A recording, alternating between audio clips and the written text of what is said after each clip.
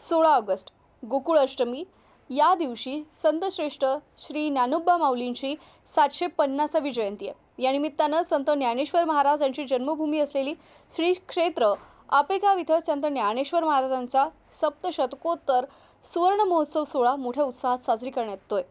हा सोहळा 13 ते 20 असा 7 दिवसांचा आहे। माऊली आपेगाव इथं हा सोहळा साजरा करण्यात येणार आहे।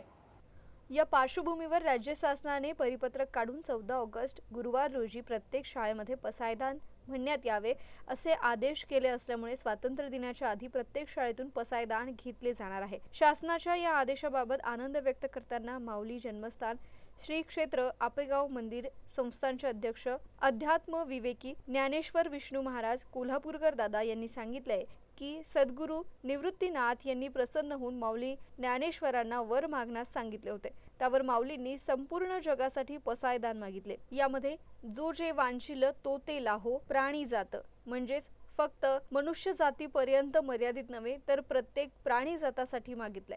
सद्गुरू निवृत्तीनाथांनी तथास्तु म्हणत येणे वरे ज्ञानदेव सुखिया झाला असं हे पसायदान प्रत्येक शाळेमध्ये 14 ऑगस्ट रोजी म्हटले जाणार आहे। यासाठी सर्व वारकऱ्यांमध्ये आनंदाचं वातावरण आहे। याआधी सरकारने 16 ऑगस्ट रोजी महानगरपालिका, नगरपालिका, नगर परिषद यांनी संध्याकाळी 5 ते 6 या वेळेमध्ये संतश्रेष्ठ श्री ज्ञानेश्वर महाराज यांची प्रतिमा मूर्तीची पालखीमधून मिरवणूक काढून हा उत्साह साजरा करण्याचा आदेश बजावला आहे। त्यामुळे आनंद द्विगुणित झाल्याची प्रतिक्रिया वारकरी संप्रदायामध्ये उमटत आहे। गौतम बनकर, MCN न्यूज, पैठण, छत्रपती संभाजीनगर।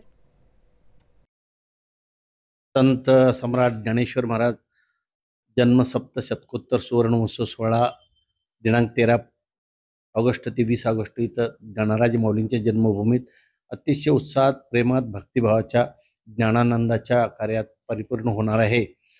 खऱ्या अर्थानं 7 सेवा जन्मोत्सव तत्कालीन मुख्यमंत्री शंकरराव चव्हाणांच्या हस्ते झाला होता। इंदिरा गांधींनी शुभ संदेश दिला होता।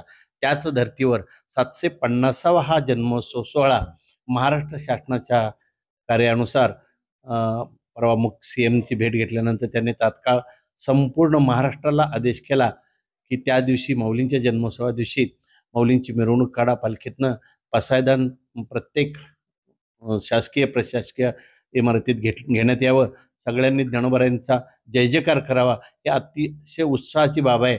या ज्ञानराज माऊलींच्या जन्मभूमीत हा सोहळा अत्यंतिक प्रेमाच्या भक्तीच्या ह्याच्यात पार पडत असताना या सोहळ्याचे समितीचे अध्यक्ष आपल्या तालुक्याचे लाडके आमदार विलासबापू भोमरे यांच्या नेतृत्वाखाली अतिशय सुंदर असा सोहळा पार पडत आहे।